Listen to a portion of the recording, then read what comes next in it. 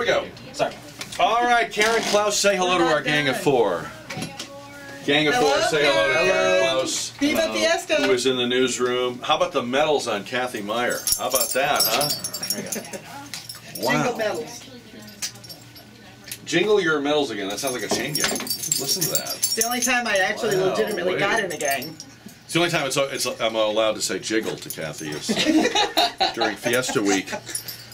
So, Karen, what do you think about ABC announced this week that they're canceling 2 of their remaining 3 soap operas?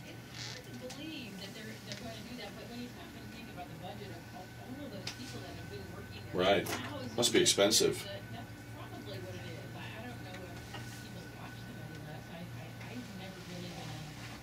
You were never into the soaps? No? Or as my mother used to call them, her stories. Yes. My stories. I have a theory. I shall throw this out there because I mean I'm sure it's fiscal and it's ratings, but I wonder if it's just not possible anymore to stage a soap opera, given the way real life is. What can shock us? What are you going to do? Like they were saying on the Susan Lucci character, All My Children. A big pivotal moment for her character in 1973. Her character had an abortion. Yeah.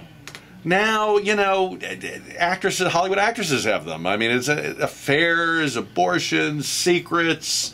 It's like this. That's politics news now. I mean, who's going to watch this stuff and be, you know, kind of like on a cliffhanger about it? I don't think it has anything to do with the stories. I think, you know, the numbers are still solid for the soap operas. Yeah. And I think they're still drawing between 2 and 3 million viewers per day. I think it's the bread and butter of the soap operas were the female population, and what's happened since they've gone back to work. They've gone back to work. And we don't buy soap. So what we need to do, we need to send women home from the burgeoning workplace. of cable has given us, what, Lifetime, Oxygen, so there's a lot of other competition out there. So I just feel, at this point, their money is probably better served doing either reality programming during that slot or some lifestyle another talk programming. show.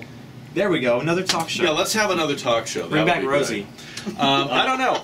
And you know what else I miss are game shows. There used to be a lot of game shows on in the middle of the day, too. The Price is Right is still That's on. still there, and they brought back a couple of the old ones. But that used to be when you were home from school for the day, you know? Game shows and soap operas. And Dark Shadows at 3 o'clock. Yeah, there you go. Yeah. But I still think real life has become the ultimate soap opera, you know? I think that's the... and reality shows, you know, it's all real life now. Gang of Four is on for a Friday. It's 11:11 on KTSA. Let's meet the gang. He is ready for golf. He's ready to go. He's on his way to the Texas Open. Michael Shakelford is here. Good morning. Do you tweet, right? Yes, I What's your Twitter name? CTRC_EB5. It's for that's business. easy. It's for business purposes. That's why. Okay. Come on. Do you have a personal one? No. I was going to say we could follow you. Okay. With that name, I'm not going to follow you. Can't even remember it. That's the idea. All right. Mario Ochoa is here. He has his own PR firm. And a Twitter handle. Sammis and Ochoa. What is your Twitter handle? Well, don't follow me. Follow the company. At Sammis Ochoa. At Sammis Ochoa is our Twitter handle. At Sammis Ochoa. Yep. All right. SAMMISOCHOA. Cathey, do you tweet? At Audrey Center Cafe at lunch. Yeah. All right. Is it really? What? That's your tweet? No, I'm too old to tweet. Okay. I've Nobody's been twatted. too old to tweet. Nobody's too. Please, please. It's a family show. All right.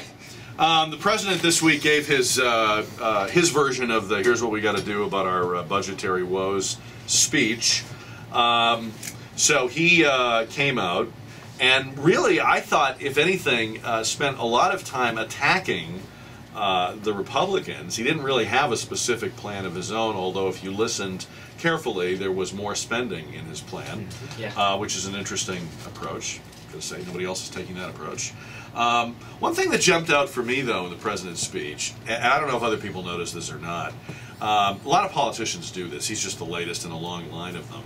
They refer to people who are rich or have been successful as fortunate. Yeah.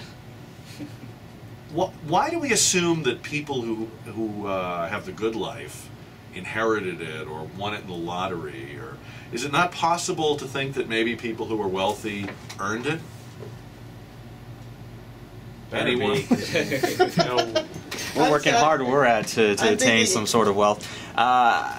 Don't know. That sounds like a very, I personally haven't seen that word brought up, and I haven't heard it. He used it several times in the speech. Yeah. It's not good perspective. It's an unfortunate term to use in description of the people who have more money. I mean, is it possible that politicians, and again, he's not by any means the only one, or the first one to do it. Is it possible that they do that because it's easier to then, sort of make the argument that these people don't really need those piles of money they have? We can take them. Whereas if you're talking about somebody earning it, and maybe it was hard work, or there were years of sacrifice to get to that point, maybe it makes it harder to, rhetorically harder to raise their taxes. Well, I think most of it is a tax issue. I don't know, I wouldn't begrudge anyone for, fortunately, making a fortune. That's the American way. But what I do begrudge is, we just had 2010, there was no inheritance tax, and just perchance several very wealthy people died, and so there was no tax paid on that money. And I think it's more that perspective of, we all need to be treated equally and treated fair when it comes to contributions to the system. And so if it's an equal percentage, I have no problem with that. Do we confuse in this country, does the president confuse big government with national greatness? The president said things, and you hear other people say it too. The president said this week, we're a better country because of these commitments we make. And he was referring to Social Security and Medicaid. Are we a great country because we have great government programs, or are we a great country because the people of this country choose to be generous and make generous choices? I mean, aren't we conflating charity, which is choice, with taxes and big government, which is not by choice? Yeah, that quote, it makes me think, the programs may be solid in theory, but the execution has been poor. And it does sound like he is confusing, the greatness of America with, these government programs and big government. And so there's a lot of misdirection, I feel, in some of these quotes that are coming out of Obama's mouth. I feel like he is confusing the issues here. Anyway, so.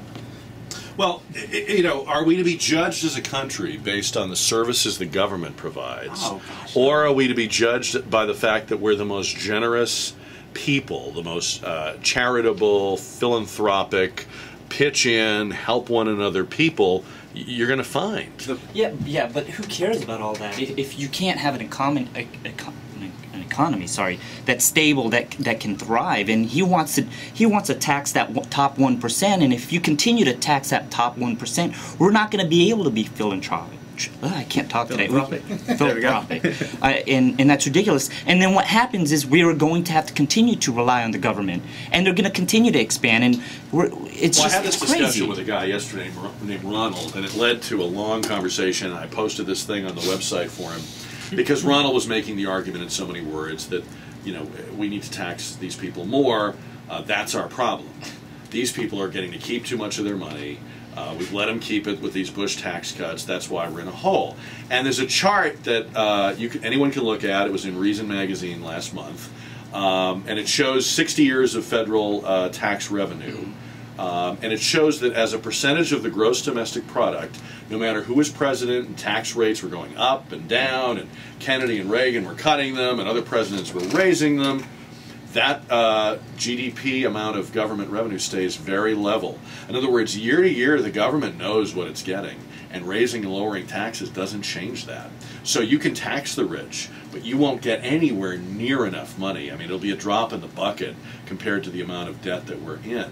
So the solution is clearly spending, not taxing. Well, and I think we've gotten too far past that sense of entitlement. I think there are too many people that don't contribute and expect, services for nothing. 49% of Americans receive government services now.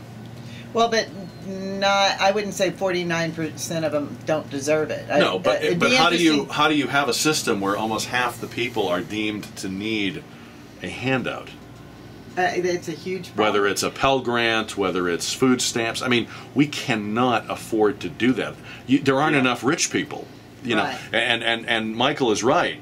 We're actually alienating them and running the risk of chasing them out of this country the way states like California have chased them out of their states and off their tax rolls.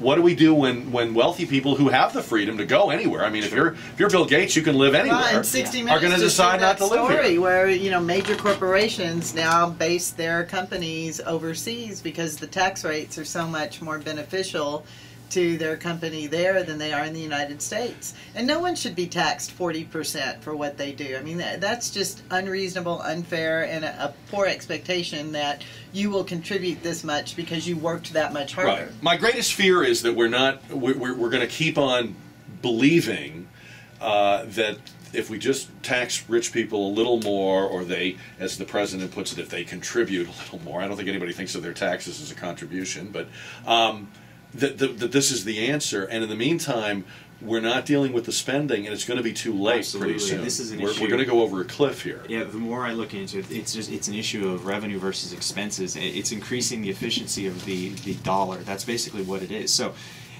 raising taxes will raise revenue, but if you can't control the spending, then it doesn't make a hill of beans. It doesn't make any difference whatsoever. And there's the old cliche, more money, more problems. That's what happens when this revenue comes in. There's not systems in place to minimize the outspending. Right. And I'm looking at across the board all the different sectors which are up for either cuts or raises, and it doesn't make any sense to me. On the counter proposal from the Republicans, I'm looking at the spending on things like welfare and food stamps, and how they want to hold these people accountable for the benefits they receive from the government, which I think is the appropriate way to go.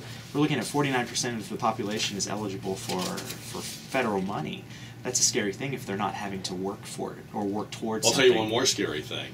When you get to a point where a majority of the electorate is on the receiving end instead of the paying end, that's the prediction our founders made at the very beginning. If you ever get to the point where people realize they can loot the treasury, they can vote themselves the fruits of other people's labor, it will dissolve this country. It will destroy it.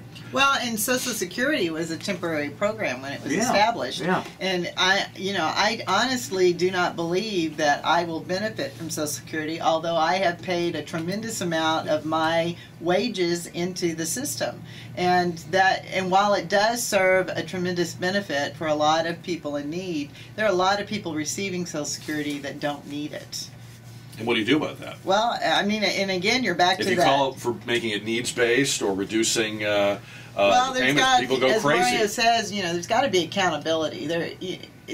You've got to put something in to get something back. So, sooner or later, someone is going to have to tell you, I know you were promised, I know you heard it, I know X number of presidents in both parties promised you, they were all lying, and here's the truth. That's right. You're not getting this. We're going And to hate Donald that person. Trump will be the bad guy. We're going to hate them. We're not going to reelect them. Their poll ratings will be in the toilet.